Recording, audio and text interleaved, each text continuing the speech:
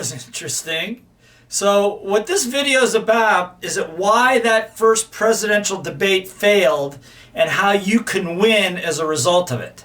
So you learn how to negotiate and how to present properly, okay? So this is non-political, has nothing to do with Donald Trump or Biden or anything like that, but it was a classic example. I have spent the last 25 years teaching people how to present, how to teach, public speak in front of 2 people, 20 people, thousands of people, and even in arenas. So I couldn't pass up the opportunity. There are 5 amazing lessons here that you're going to benefit from whatever that train wreck was the other night from the first presidential debate, okay? First of all, whether you're trying to sell something, whether you're trying to motivate, whatever you're trying to do, get crystal clear, number 1, on what is your outcome. What is the outcome you want to get by the end of this? Now, typically, if you're in a sales presentation, you want to make a sale. If you're talking to your spouse, you want to get cooperation. If you talking to your team, you want to get them all pulling together to say, but just be clear going in, what is your outcome, and keep focused on the outcome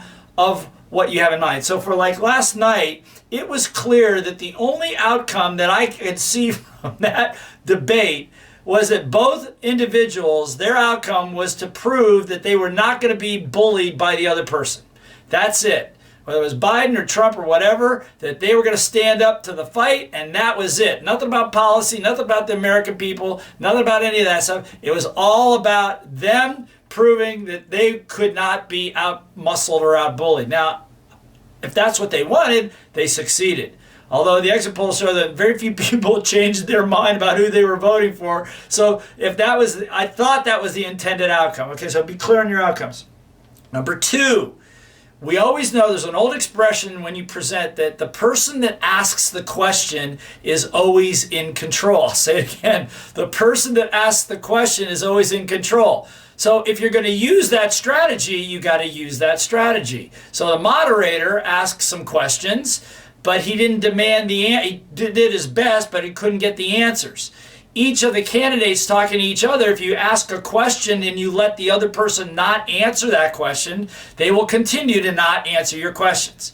Okay? So the one thing that we know in presenting and selling, if you're going to ask a question, you got to get an answer. Now, it's okay to give an answer once in a while, but you got to be willing to ask the questions and get the answers. If not, you lose total control, and so, which is part of what happened last night. Number three, you saw a classic demonstration of what happens when you go into accusation mode. When you accuse somebody of something, rightly or wrongly, it doesn't make any difference if the truth or not the truth, is that when you accuse somebody of something, they immediately downshift into a lower part of their brain, and it's the fight or flight stage. And so what they will do is automatically, intuitively, instinctively defend themselves. Now, if that's what you want, then that's fine. Again, if that's what you're trying to do. But that thinking is not cognitive thinking. That is what we call reptilian brain, limbic system, whatever you want to call system thinking, that's fight or flight, that I'm just going to dig my heels in, and I'm just going to stay there. Now, so here's a little rule just on the side. I made a resolution for 2020, 2021. I'm going to stop calling people names, or talking about people behind their back. It just, we do it and we mean well, but it never, ever, ever has a positive outcome. Never. And the ripple effect of that is amazingly bad. So that's number 3. Number 4, 2 more. Number 4, as a leader.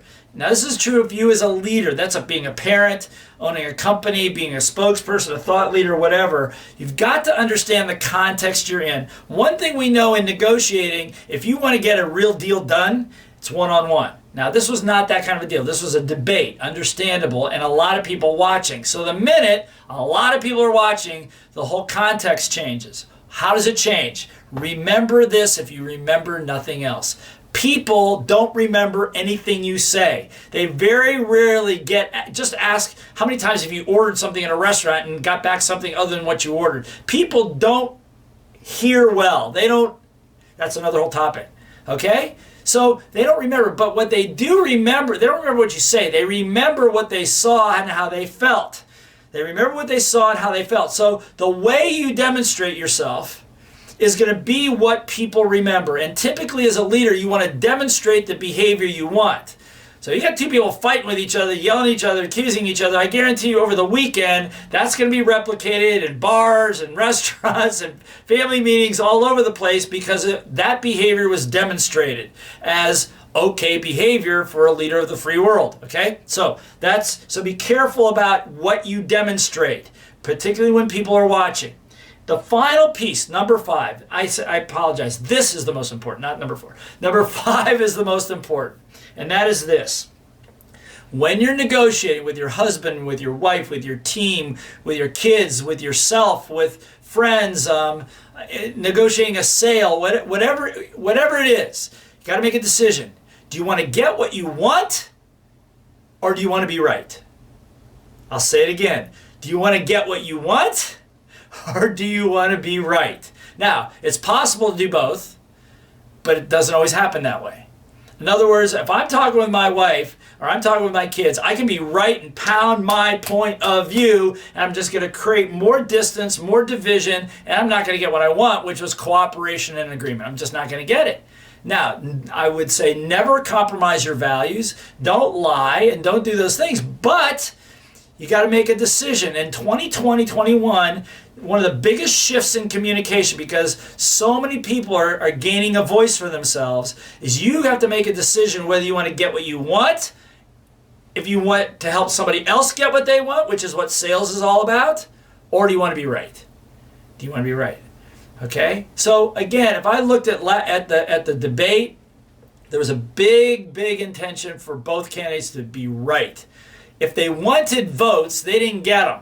Okay, so if that's what they wanted, they got to be right in each area, I think. I don't know, I still can't figure that out. But I don't think they got what they wanted, which was to move people to their point of view, to their side of the fence. Okay, so again, it's about 2020, 2021, and what that debate proved to me is that these are just 5 rules. I mean, we spend days, we do master facilitator programs, powerful sales presentations, how to do all this stuff. But I just thought that these were 5 critical lessons that turned the first debate into a train wreck, but are going to help you win. Because in there were clear examples of what not to do when you're trying to get what you want, or you're trying to help somebody else get what they want. Okay? So hopefully this helps. If you have any comments, comment back. Welcome, positive, negative, whatever it is. Again, apolitical. It has nothing to do with the politics. It has everything to do with the strategy of what you do when you go in to try to negotiate something, debate something, sell something, or to just get what you want. Okay? So be an amazing communicator.